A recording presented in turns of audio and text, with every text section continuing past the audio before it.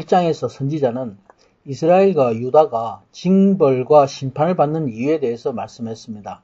하나님 앞에 교만한 것은 바로 세상과 함께하는 우상 숭배입니다.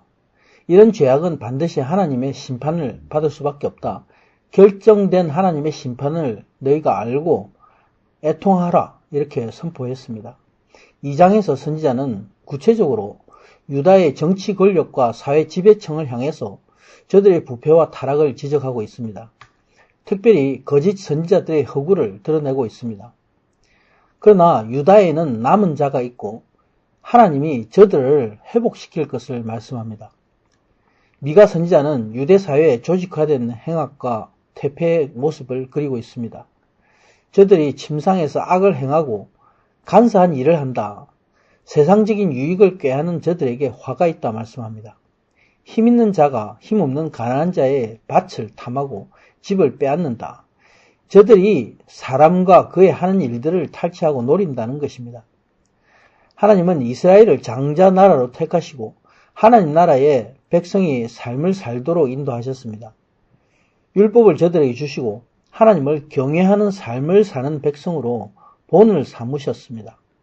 그런데 본이 되어야 하는 유다 왕국이 하나님을 배반하고 악한 우상 숭배와 타락의 길을 갔습니다. 바로 강자가 약자를 지배하는 세상의 양육강식, 적자생존과 같은 그런 세상의 법칙을 따른 나라가 된 것입니다.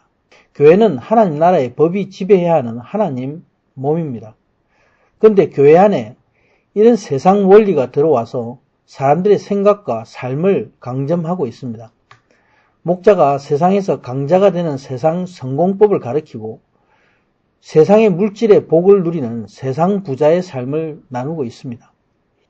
하나님의 말씀과 성령의 역사가 사라졌습니다.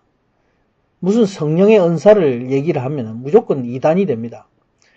복음은 사라지고 사람이 중심이 되어서 사람의 왕국이 되었습니다. 지금의 대형교회의 성장은 바로 세상 중심으로 성장하고 있습니다. 3절에 그러므로 여호와의 말씀에 이 족속에게 재앙을 계획하셨다 말씀합니다. 저희가 여기서 목을 빼지 못할 것이요 교만이 다니지 못할 것이다 말씀합니다. 과연 재앙의 때가 이스라엘에 임하였다 선지자는 선포하고 있습니다. 이스라엘 자손이 열왕기하 23장 37절에 반복되는 말씀대로 여호와의 행한 모든 죄를 따라서 저들이 하나님 보시기에 악을 행하였습니다.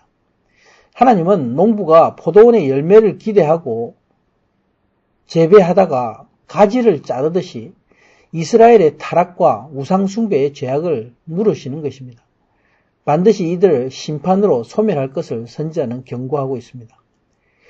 재앙이 임하는 때에 어떤 이가 너희에게 참담하고 슬픈 노래를 지어서 조소하며 이를 것이다 말씀합니다. 어떤 이는 바로 선지자입니다.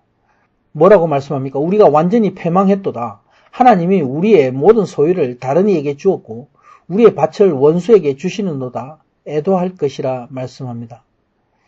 여기 5절에서 줄을 띄운다는 것은 기업의 땅을 나눌 때에 땅의 크기를 측량하는 것을 의미합니다. 하나님의 회중에서 백성들이 희년이 되면 약속의 땅을 나누게 되는데 그때가 될 때도 패역한 너희에게는 이런 일이 없을 것이다 말씀하고 있습니다. 이스라엘의 희년은 천년 왕국을 나타내는 그림자입니다. 예수님은 열 문화의 비유에서 충성된 종에게 고을을 나누어 줍니다. 그러나 악한 종들은 아무것도 받는 것이 없습니다. 예수님이 다시 오실 때에 저들의 심판을 받고 하나님 나라에 받을 기업이 없는 저주받을 자라고 말씀하고 있습니다. 거짓 선지자들은 심판에 대한 말씀을 듣기 싫어합니다.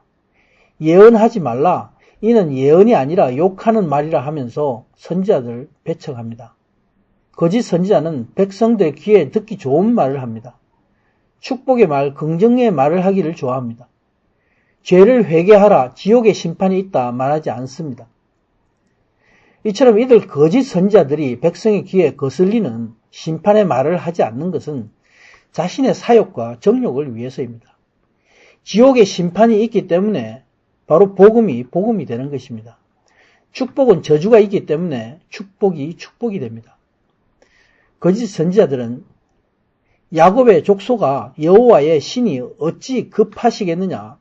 용서와 인내가 없으시겠느냐? 어찌 저주를 하겠느냐? 반문합니다. 어찌 정직하게 사는 자에게 내 말이 유익하지 않느냐? 반문하면서 참 선지자를 대적합니다. 이제 미가 선지자는 8절부터 거짓 선지자에 대해서 변론을 시작하고 있습니다. 근래에 내 백성들이 도적같이 일어나 내 백성을 대적하는 것을 봐라. 전쟁을 피해 평안히 지나가는 피난민들의 옷을 뺏고 빚진 부녀들을 종으로 팔아서 과부가 되게 하고 고아가 되게 하였다. 하나님의 이름을 더럽히는 너희가 이 땅에서 떠나가라. 하나님께서 이 악하고 더러워진 이 세대에 반드시 선지자는 멸할 것이다 말씀하고 있습니다. 미가 선지자는 저들에게 반문합니다. 스스로 허망된 일을 행하는 자, 믿음의 열매가 없는 거짓된 자가 아니냐. 이들 거짓된 자가 포도주와 독한 술의 말씀을 한다고 해서 그가 선지자가 될 수 있느냐 묻습니다. 여기서 포도주와 술은 유익이 되는 하나님의 말씀을 의미합니다. 저희가 포도주와 술에 대해서 예언의 말씀을 하면서 오히려 하나님의 선지자를 핍박하는 저희들 반드시 멸망할 것이다 선지자는 말씀하고 있습니다. 12절에서 선지자는 남은 자들에 대한 회복의 말씀으로 2장을 마무리하고 있습니다. 야곱아, 내가 반드시 너희를 다시 이 땅으로 불러 모아 많은 무리로 회복되게 할 것이다. 인수가 많음으로 큰 소리가 들릴 것이다 말씀합니다. 보스라의 양떼 같게 한다 말씀합니다. 여기서 보스라는 에돔의 수도인 지역 이름이지만 그 의미는 양을 모아서 보호하는 돌 울타리를 의미합니다. 울타리 안에서 늑대로부터 보호받는 양떼와 같이 또 하나님은 남은 자를 초장으로 모음같이 이스라엘을 회복시킬 것을 상징적으로 하시는 말씀의 내용입니다. 13절에서 하나님이 이스라엘 민족을 구원하심으로 마지막 때에 이스라엘 민족을 세우시는 바로 예언의 말씀입니다. 길을 여는 자는 메시아 예수 그리스도입니다.